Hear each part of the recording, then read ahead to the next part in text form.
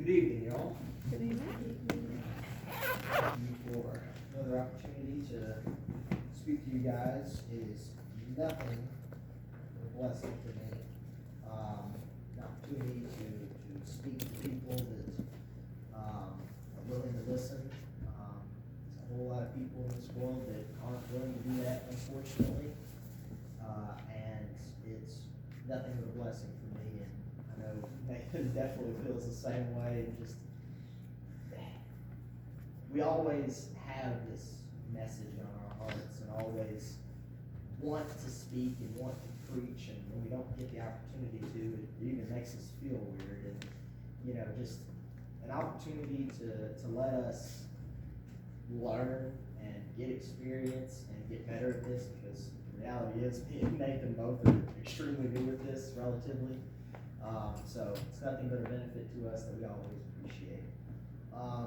Turning your Bibles to Matthew chapter 9. I'm not going to do anything fancy like Nathan did today, mainly because last time I preached a holiday was Christmas, and I don't know, I didn't really like how that went. So it's not that I have an issue with celebrating holidays and remembering things. It's just the way I look at it.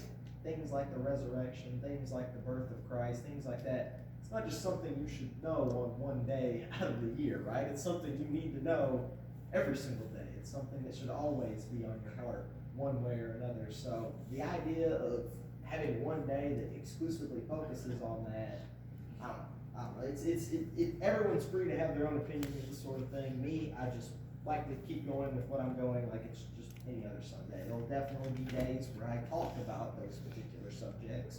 It's just, might as well keep on going with what we got. So, those of you that were here last week might remember that basically chapter 8 of Matthew was talking about a lot of the things that Jesus had done. And it's very clear that in this particular time period, Jesus did not want to draw attention to himself. Okay, there is a point that we'll read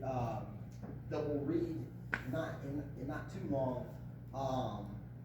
That is Jesus coming out into the open and proclaiming to the world that he is the Son of God and being ready for all the things that are going to happen to him and all that. But that's not right now. Right now, he knows, because he is God, so he knows the future. He knows what's going to happen. He knows that if he were to proclaim himself, if he were to really show who he truly was, the Pharisees were going to come after him. And as we read, later in Matthew, that's exactly what happens. We read about the cross. We read about the things that happened because of the Pharisees, the Jews, the people who hated Jesus. So right now, he is trying to lay low, if you will. He's trying to make sure that not everybody knows who he is quite yet. But that doesn't stop him from showing compassion. That doesn't stop him from helping the people that need help. That doesn't stop him from doing any of the work. Okay? Jesus is God. And God has and always will be a God of compassion. And if there's people that need compassion, you better well know Jesus is going to be there. And so, time after time in chapter 8, he helps these people. And as we'll read in Matthew chapter 9, he actually does just that. Goes and continues healing people and actually answers a couple questions that a couple people had. And even through that, gives us some practical application today. Before we read Matthew chapter 9, let me read you a verse in Isaiah. Isaiah 35, 5 through 6 for reference. Then the eyes of the blind shall be opened, and the ears of deaf shall be unstopped. Then the lame shall leap like a deer, and the tongue of the dumb sing. For water shall burst forth in the wilderness, and the streams in the desert. So this in Isaiah is obviously a prediction, a prophecy, if you will, of Jesus, of the things he's going to do, of the things that he's going to fulfill. And as we've read, and as we'll actually read here in a second, Jesus does every single one of these things. He heals a blind man. He heals a paralytic.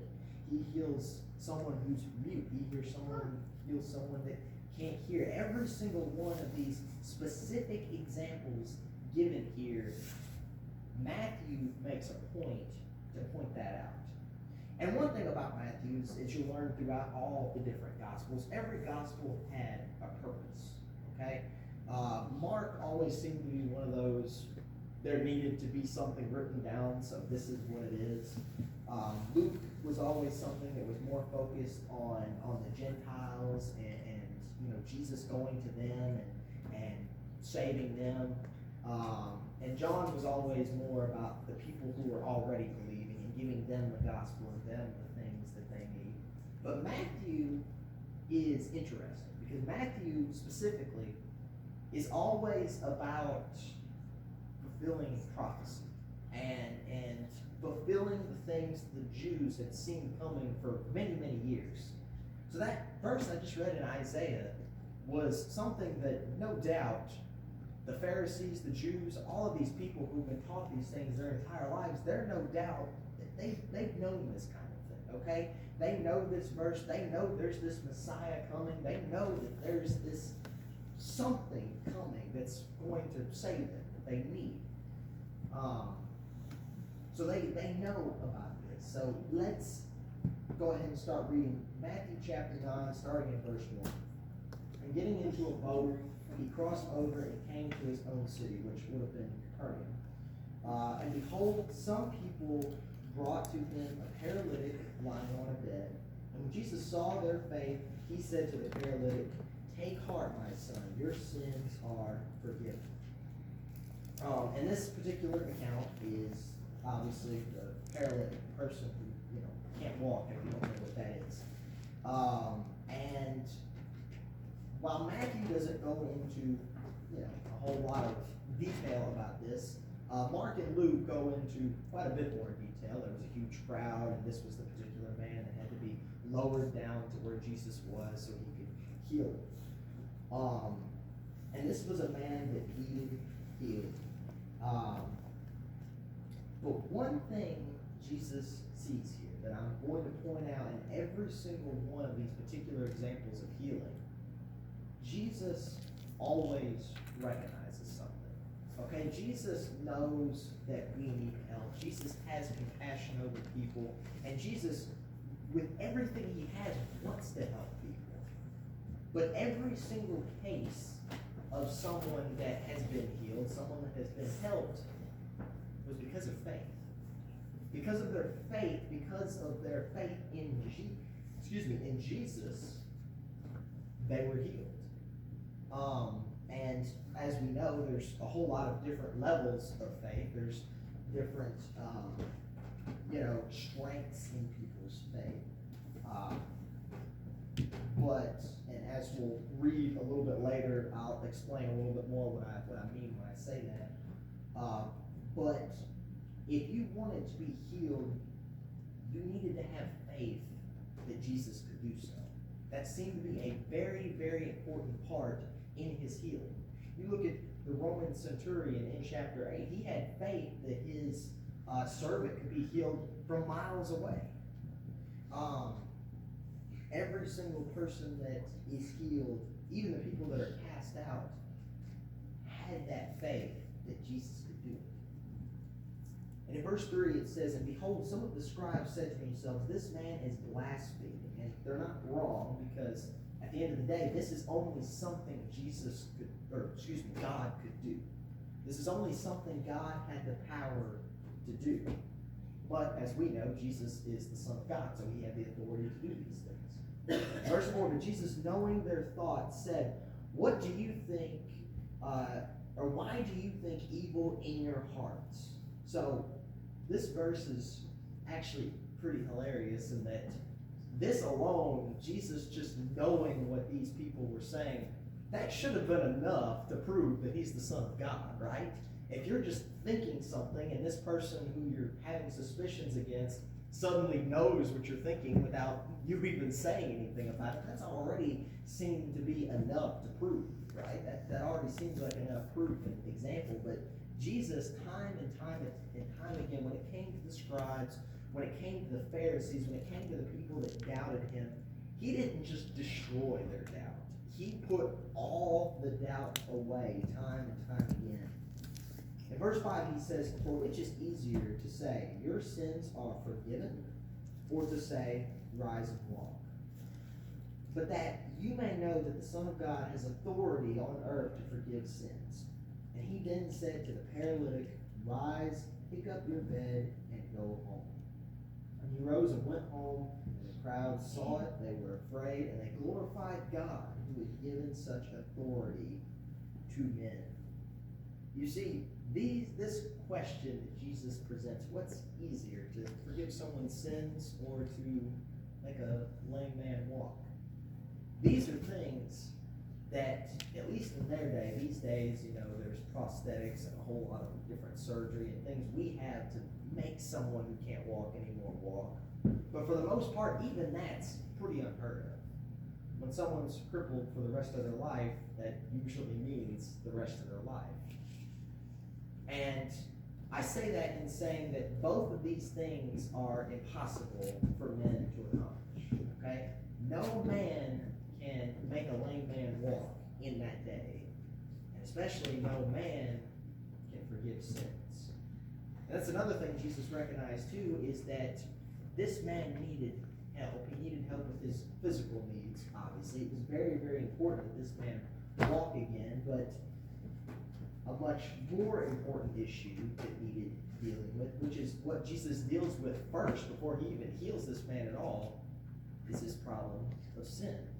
And as I mentioned in Matthew chapter 8, a lot of people thought that it was your sin that gave you these kind of afflictions. It was some sin that maybe you or your parents committed that made you blind, that made it where you couldn't walk, that made all these things happen. But Jesus disproves that. Jesus proves that his sin is gone. His sin is washed away, but this affliction that he has is still there. And while we, as men, cannot see sin being taken out, we can see this. We can see this lame man, this paralytic walking. And this is something that was a physical example that they needed in that day. Continuing in verse 9, as Jesus passed on from there, he saw a man called Matthew sitting at the tax booth. He said to him, "Follow me." And he rose and followed him. So, very, very quickly, I have a really good feeling Nathan's actually used this point before, but I'm going to say it anyway because I just find it so cool. Matthew was a tax collector, right? And tax collectors, very quickly, I'll explain them to you, were very, very hated in their day. When we think of tax collectors, what do we think of? We think people who tax our income, right? That's how it works in America. If you have a certain amount of income, that is taken away by the government for taxes. Well, that's not how taxes worked in the Roman government, okay? The way you were taxed in those days was, it wasn't the things you earned. It wasn't your income they taxed. It was everything you had, okay? I can't remember the exact number. It was something absurd. I think it was like a third or something like that of everything that you owned.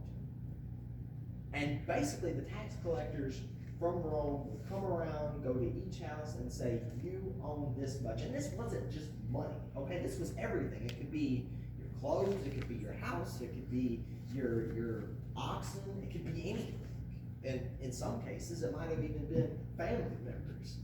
Anything that could be considered property in that day would be considered in this amount, right? We're not actually sure exactly how they tallied up something like that, but a third of that was taken away. And so that's already a pretty good reason to not like these tax collectors, right? Well, here's the thing. A lot of these tax collectors were crooked, okay? A whole lot of them would actually go to the same house twice. It was, it was, I'm pretty sure it was like a yearly thing you were taxed. It wasn't just, like, you know, a month or two long period. It was a good little time, you know, you had to recover to get your stuff, you know, all in order, so this third part didn't kill you again. But a lot of tax collectors would come twice.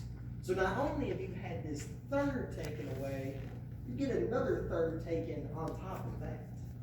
So now you have almost nothing.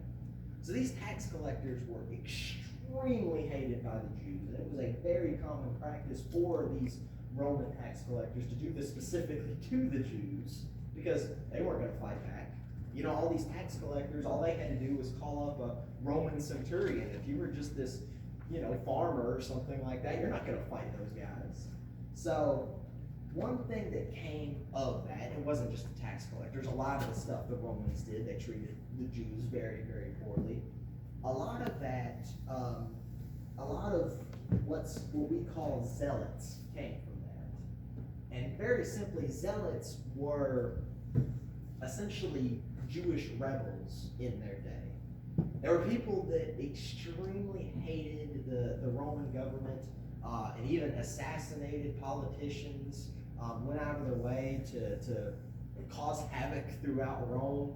They did a lot of things in this campaign and fighting against Rome. And one of the other particular apostles that we see, because Matthew joins up here, another apostle in his number is Simon.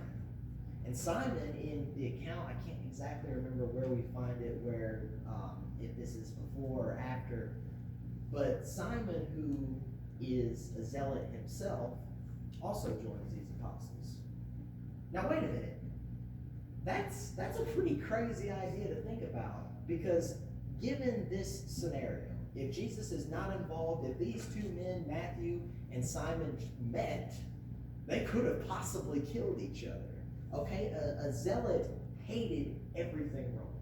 They hated to the point where they were willing to kill, especially these kind of people. And while we don't know if Matthew was a crooked tax collector, we don't think he is. There's really not an indication of that. If you were a tax collector, if one was bad, all of them was bad. That was kind of their mindset in the day. But under certain circumstances, Simon and Matthew would have been enemies. But we don't see that. We never read of any kind of altercation between these two. Because they were with Jesus, because they had a purpose together, they didn't fight. They put those things aside because of what really mattered. You know, Nathan touched on it a little bit, so I won't talk about it all that much. Our purpose in life. And once they recognized their purpose, once they recognized the things they could do, the things they had in life, compared absolutely nothing compared to Jesus, compared to God, compared to being his apostles, they put all that away. And it's truly incredible. These two men that under different circumstances could have been complete enemies, coming together and learning together, eating together, planning together, doing